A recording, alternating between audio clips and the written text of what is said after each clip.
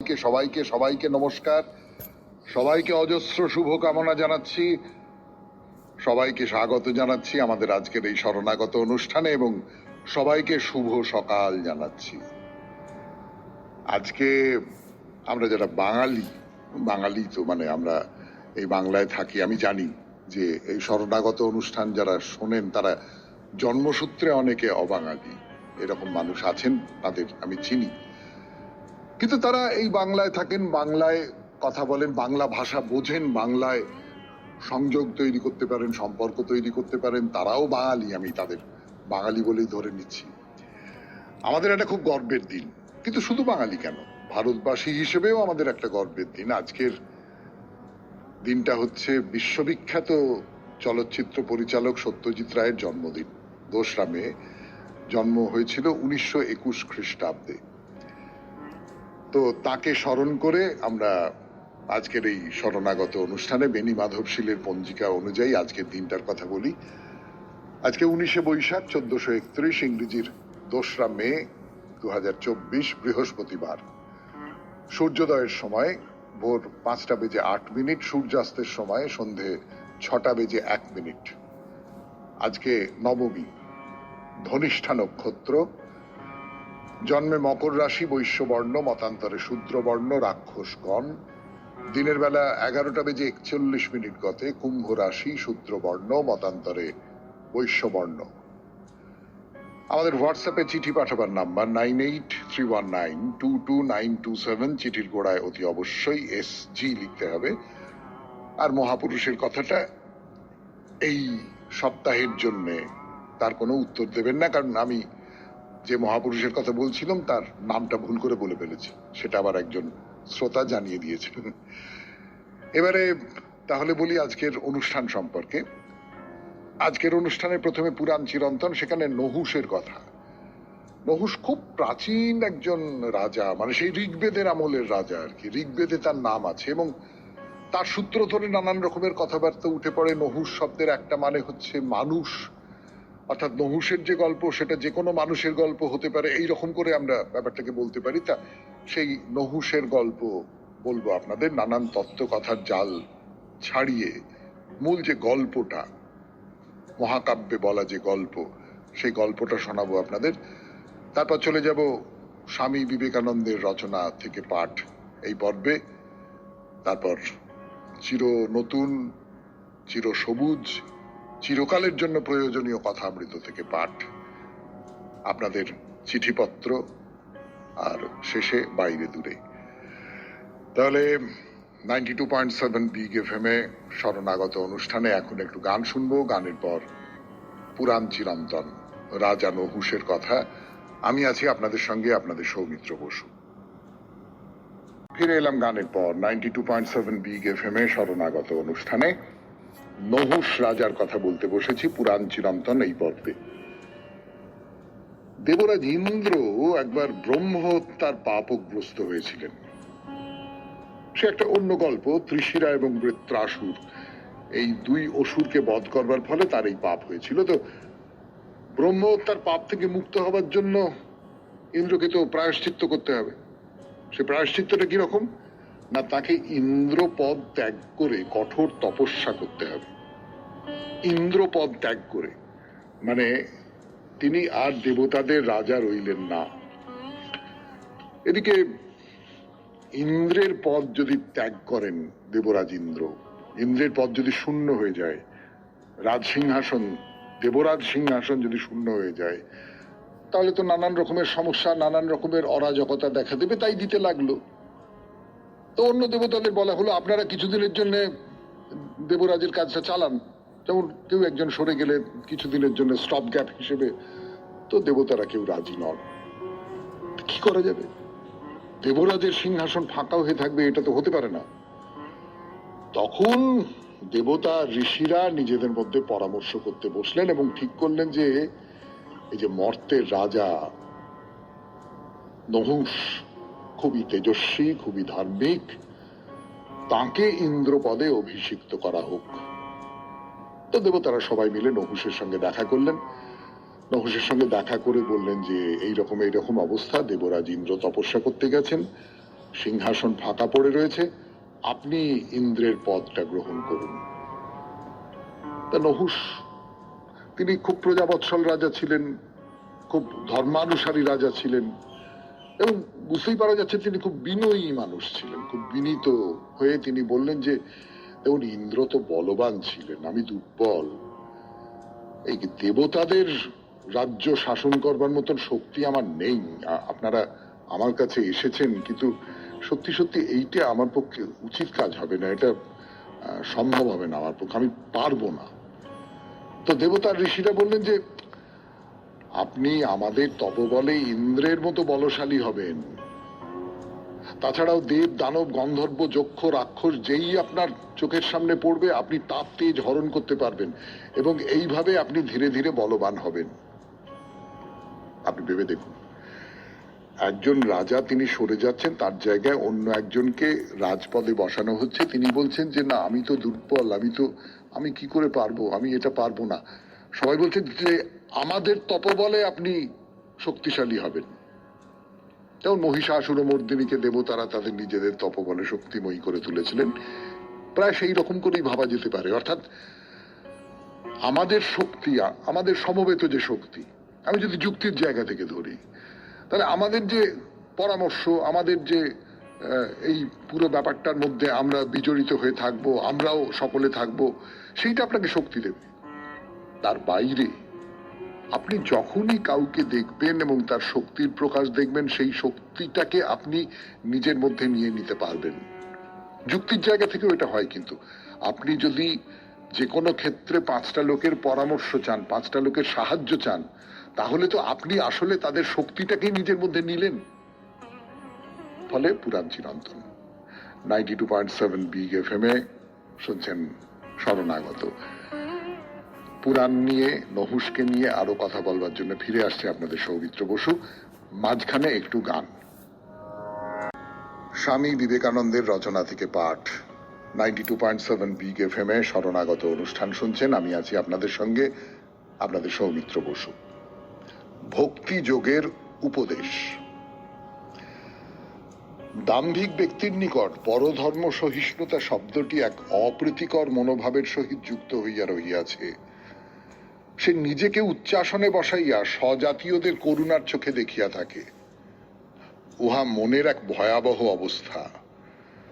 আমরা সকলেই একই পথে একই লক্ষ্যের দিকে অগ্রসর হইতেছি, কেবল ভিন্ন ভিন্ন মানসিক প্রবৃত্তি অনুযায়ী বিভিন্ন পন্থা অবলম্বন করিতেছি। আমাদের মধ্যে বহু ভাবের সমাবেশ থাকিবে। চরিত্রে আমরা অবশ্যই বিকাশশীল হইব।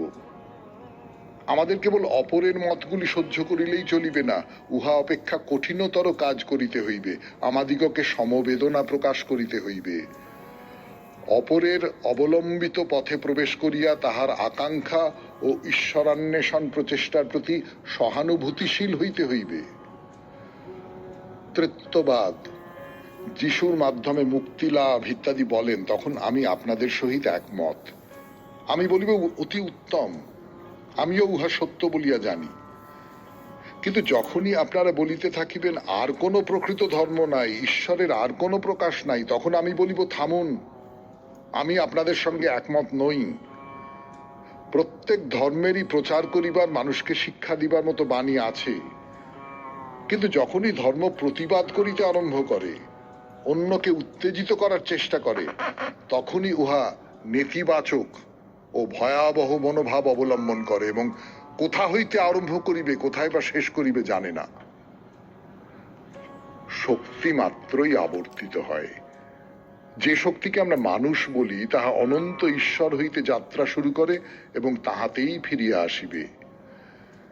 ঈশ্বর সমীপে প্রত্যাবর্তনের জন্য 2টি পন্থার একটিকে গ্রহণ করিতে হইবে: প্রকৃতির সঙ্গে মন্থর গতিতে ভাসিয়া চলা অথবা অন্তর্নিহিত শক্তির সাহায্যে গতিপথে থামিয়া যাওয়া। এই অন্তঃশক্তি অপ্রতিহত থাকিলে আমাদিগকে চক্রপথে ঈশ্বর সমীপে ফিরাইয়া লইয়া যাইবে এবং যেন প্রবল বেগে ঘুরিয়া স্বল্প দূরত্বের পথে ঈশ্বর দর্শন করাইবে। যোগীরা এই পথেই গিয়া থাকেন।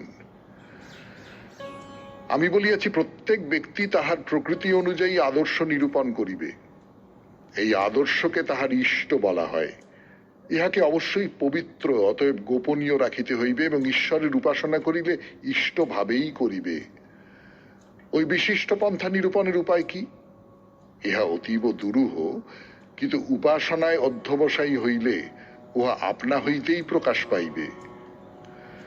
মানুষের নিকট ভগবানের তিনটি বিশেষ দান আছে: মনুষ্যত্ব, মুমুক্ষুত্ব, মহাপুরুষ সংশ্রয়। শুনলেন স্বামী বিবেকানন্দের রচনা থেকে পাঠ 92.7 বিগ FM এ শরণাগত অনুষ্ঠানে। এরপর গানের পর কথামৃত। শরণাগত অনুষ্ঠানে আমি আপনাদের সৌমিত্র বসু পড়ে শোনাচ্ছি শ্রীমরচিত ঠাকুরের মুখের কথা, ঠাকুরের নানান ঘটনা, ঠাকুরের নানান আচার আচরণ, সেই সমস্ত যে সংকলন কথামৃত, সেই কথামৃত থেকে পড়ে শোনাচ্ছি আপনাদের। দীর্ঘদিন ধরে পড়ে শোনাচ্ছি। এর আগের দিন ঠাকুর বলছিলেন যে 3 রকম ঋষির কথা বলছিলেন: ব্রহ্মর্ষি, দেবর্ষি, রাজর্ষি। রাজর্ষি হচ্ছেন জনক রাজা। আপনারা সকলেই জানেন জনক রাজার কথা ঠাকুরের খুব প্রিয় ছিল, যিনি সংসারের মধ্যে থেকেও, যিনি একেবারে ভোগের জগতের মধ্যে থেকেও নিষ্কাম কর্ম করেন। এই নিষ্কাম কর্ম ব্যাপারটা না খুব সাংঘাতিক এবং খুব ভালো, খুব কঠিন, হয়তো পারাটা খুব কঠিন, কিন্তু একরকম করে যদি করতে পারা যায় তাহলে মনের মধ্যে একটা প্রশান্তি তৈরি হতে পারে। এবং আপনি ভেবে দেখুন যে কর্মকে যদি নিষ্কাম বলে মনে করতে পারেন তাহলে কিন্তু আপনি একটা শান্তি পাবেন, যদি না পারেন তাহলে কিন্তু কষ্ট আছে। আপনি ভেবে দেখুন যে আপনি আপনার কোনো একটা কাজের ওপর শেষ পর্যন্ত নির্ভর করে না কিছু। ধরুন সামনে তো ভোট, আপনি ভোট দিলেন, এটা একটা কর্ম। এই কর্মের পেছনে আপনার একটা কামনা আছে। এই কামনা আপনার পছন্দ মতো প্রার্থী জিতুক, আপনার পছন্দ মতো দল জিতুক, এইরকমই তো। কিন্তু শেষ পর্যন্ত দেখা গেল সেটা হলো না, তাহলে তখন আপনার মনে দুঃখ হবে যে এটা হলো না। অথচ আমাদের এই দেশে কোটি কোটি কোটি কোটি মানুষ আছেন, তাদের নানান রকমের মত আছে। সেই সমস্ত মতের মধ্যে যেটা সংখ্যাগুরুর মত, সেই মত অনুযায়ী সরকার নির্বাচিত হচ্ছে, সেই মত অনুযায়ী প্রার্থী নির্বাচিত হচ্ছেন, সেই মত অনুযায়ী দেশ যারা চালাবেন, যারা নিয়ন্তা, তারা নির্বাচিত হচ্ছেন। এখানে তো আপনার কিছু করার নেই। তো আমি যদি ঠিক এইরকম ভাবে আমার সমস্ত কাজকে দেখি যে আমি আমার কর্তব্যটুকু করলাম, আমার যাকে পছন্দ আমি তার কথা বললাম, ব্যাস, আমি তার হয়ে আমি বোতাম টিপলাম, তারপরে কি হবে না হবে সেইটা নিয়ে আমি ভাবতে যাব কেন? এটা সব ক্ষেত্রে। আপনি খুব মন দিয়ে একটা কাজ করলেন, আপনার ভেতরে একটা কামনা আছে যে এই কাজের ফলে এইটা হবে, হলো না, আপনি কি করবেন? আপনার কাজটুকুর বাইরে আরো নানান রকমের সব চারপাশের অবস্থা রয়েছে, সেই অবস্থার ফলে আপনার কাজের যে ফলটা হওয়ার কথা ছিল সেইটা এলোমেলো হয়ে যেতে পারে, ভেস্তে যেতে পারে। কি করা যাবে? ফলে আপনি যদি ওইটা ভাবেন যে আমার কর্ম আমি করলাম, তার কাজ হিসেবে করলাম, আমায় করতে হবে বলে করলাম, খুব মন দিয়ে করলাম, সমস্তটা দিয়ে করলাম, কিন্তু আর কিছু ভাববো না, এর ফলে কি হবে না হবে সেইটা ভাববো না, আমি একেবারে কাজটা করে আর পেছন ফিরে তাকাবো না।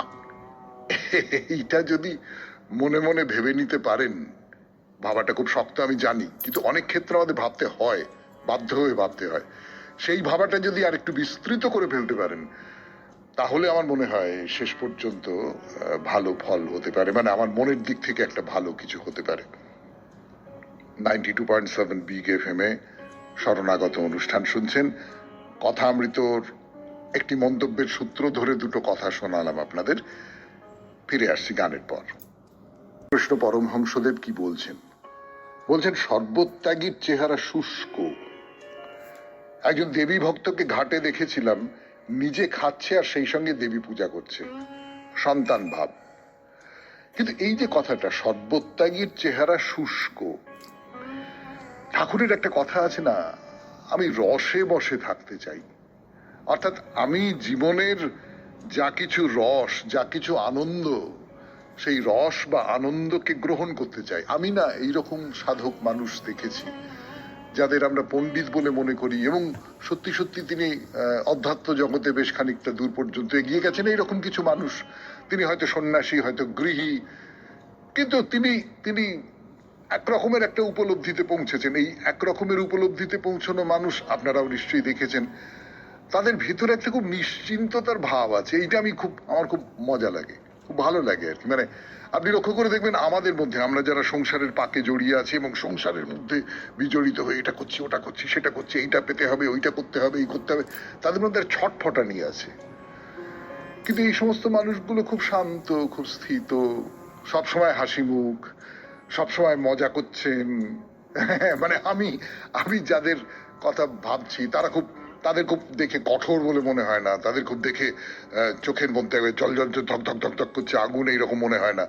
খুব সহজ, খুবই মানে গিয়ে যদি তার সামনে বসা যায় খুব একটা শান্তি পাওয়া যায়, খুব নিজের লোক বলে মনে হয়। তিনি চারটি গপ্প কাছা করলেন আমার সঙ্গে, হয়তো ঈশ্বরের কথাই বললেন, অধ্যাত্ম জীবনের কথাই বললেন, বা যা কিছু বললেন, সাধারণ ঘর সংসারের কথাও বললেন, কিন্তু সেইটার মধ্যে একটা খুব শান্তি আছে, একটা নিশ্চিন্ততা আছে।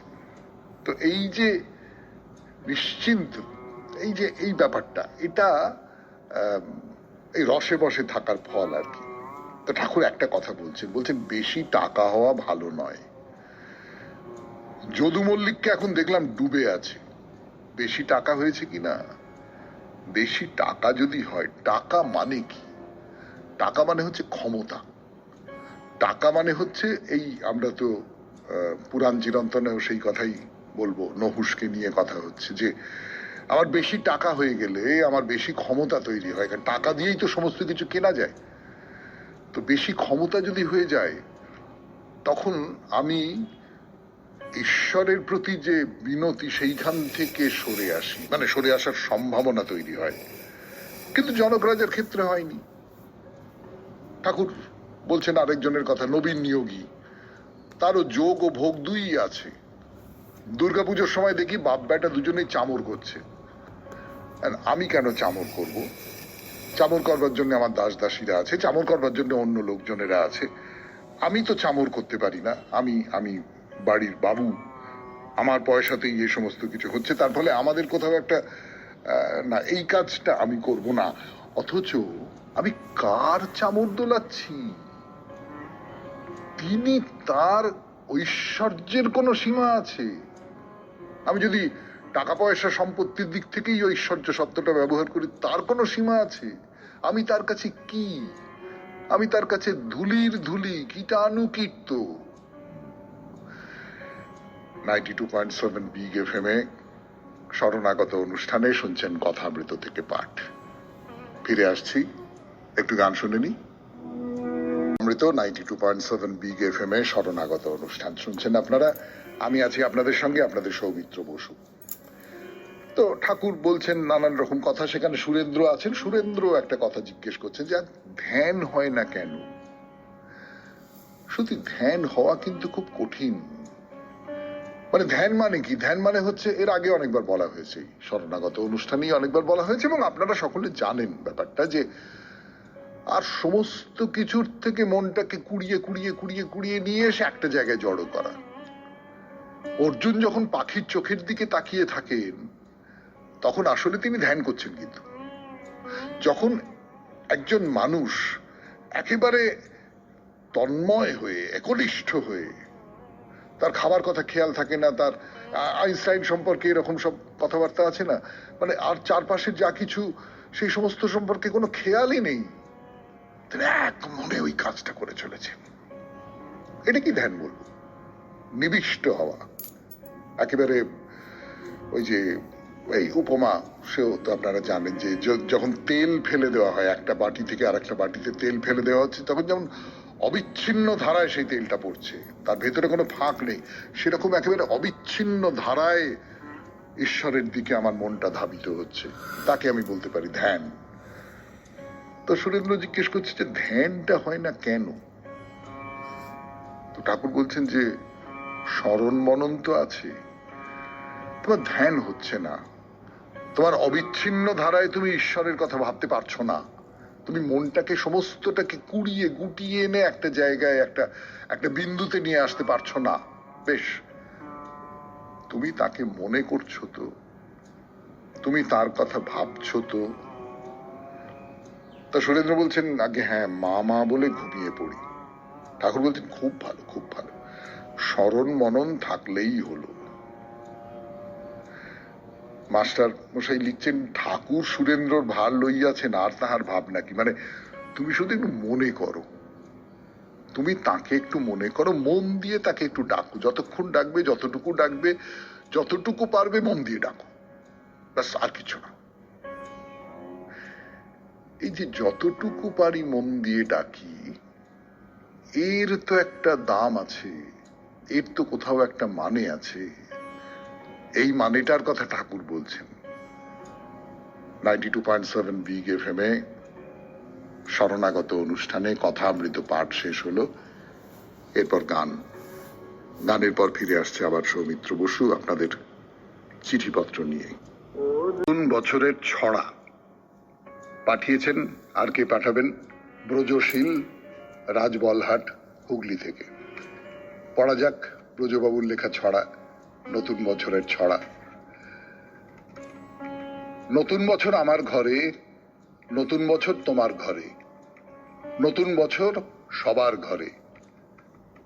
খুশির মশাল দেয় জ্বালিয়ে, এগিয়ে চলা নতুন গানে, এগিয়ে চলা তোমার টানে, এগিয়ে চলা জীবন পানে।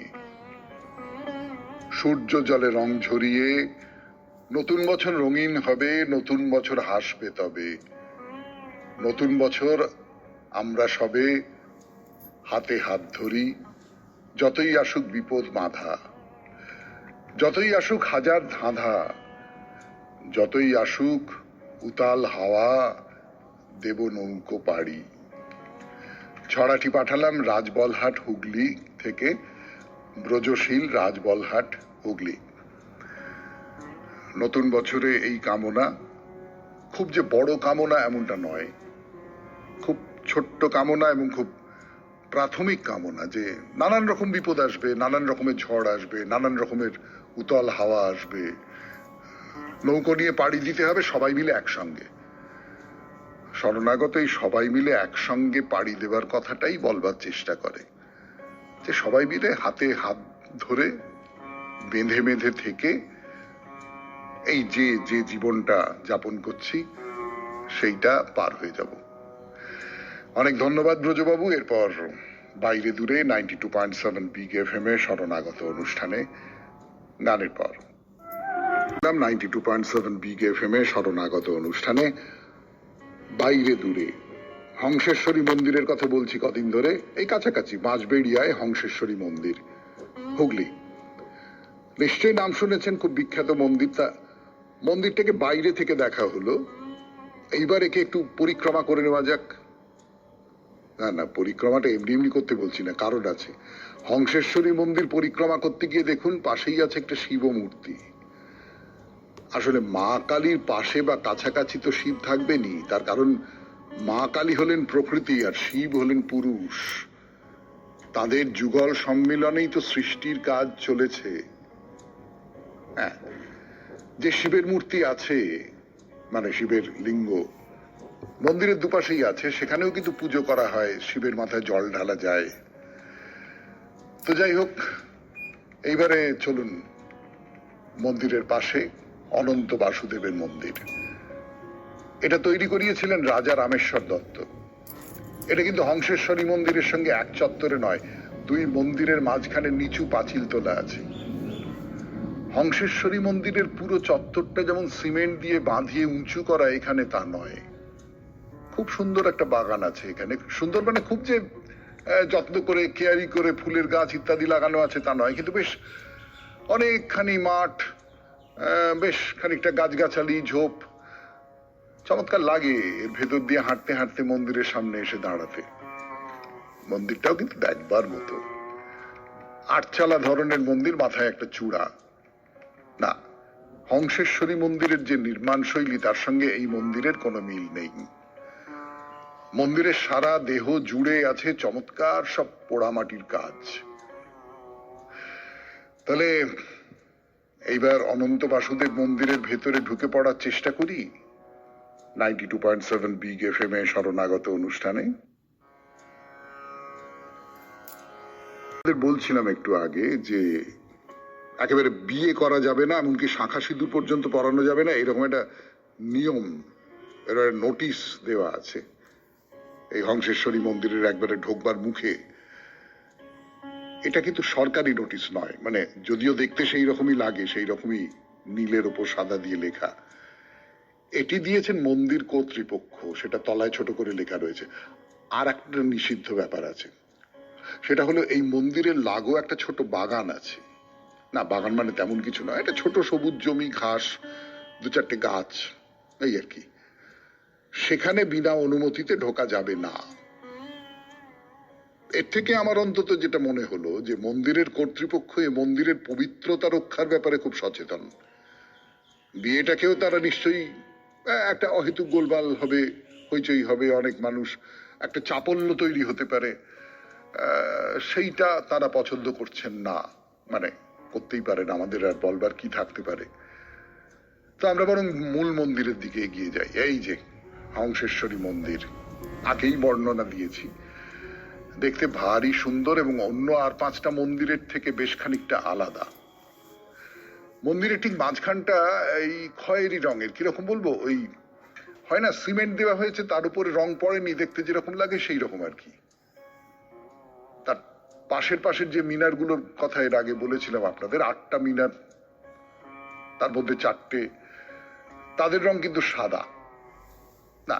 সে সাদায় এখন সময় বলুন, রোদ বৃষ্টি ঝড় বলুন, তাকে খানিকটা নিষ্প্রভ করে ফেলেছে, তা সেটাই তো পুরনো মন্দিরের সৌন্দর্য। এই যেমন ধরুন প্রত্যেক মিনারের মাথার উপরে যে আধ ফোঁটা পদ্ম, সেগুলোর রং কিন্তু আগে ছিল লাল, মানে পদ্ম ফুল যেমন লাল হয় তেমনটি আর কি। এখন তারা কালচে হয়ে এসেছে।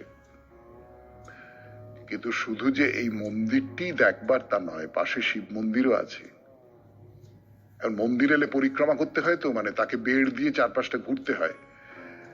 তো সেই বেড় দিয়ে ঘুরতে গেলে আপনার চোখে পড়বে এই হংসেশ্বরী মন্দিরের দুপাশেই কিন্তু শিব ঠাকুরের ঘর আছে। সে ঘরের কথা আজকে থাক, আগামীকাল 92.7 বিগ এফএম এ শরণাগত অনুষ্ঠানে। আজকে আপাতত এইটা মনে করিয়ে দিই যে আমাদের হোয়াটসঅ্যাপে চিঠি পাঠাবার নাম্বার 9831922927। চিঠির গোড়ায় অতি অবশ্যই SG লিখতে হবে। এবারে তাহলে কবিতা। পবন দিগন্তের দুয়ার নাড়ে, চকিত অরণ্যের সুপ্তি কাড়ে, যেন কোন দুর্দম বিপুল বিহঙ্গম গগনে মুহুর্মুহ পক্ষ ছাড়ে। পথপাশে মল্লিকা দাঁড়ালো আসি, বাতাসে সুগন্ধের বাজালো বাঁশি, ধরার স্বয়ম্বরে উদার আড়ম্বরে আসে বর অম্বরে ছড়ায় হাসি। অশোক রোমাঞ্চিত মঞ্জরিয়া দিল তার সঞ্চয় অঞ্জলিয়া, মধুকর গুঞ্জিত কিশলয় পুঞ্জিত উঠিল বনাঞ্চল চঞ্চলিয়া। কিংশুক কুঙ্কুমে বসিল সেজে, ধরণীর কিঙ্কিনি উঠিল বেজে, ইঙ্গিতে সঙ্গীতে নৃত্যের ভঙ্গিতে নিখিল তরঙ্গিত উৎসবে যে। খুব ভালো থাকবেন, আনন্দে থাকবেন। নমস্কার সবাইকে, সবাইকে নমস্কার, সবাইকে অজস্র শুভকামনা জানাচ্ছি।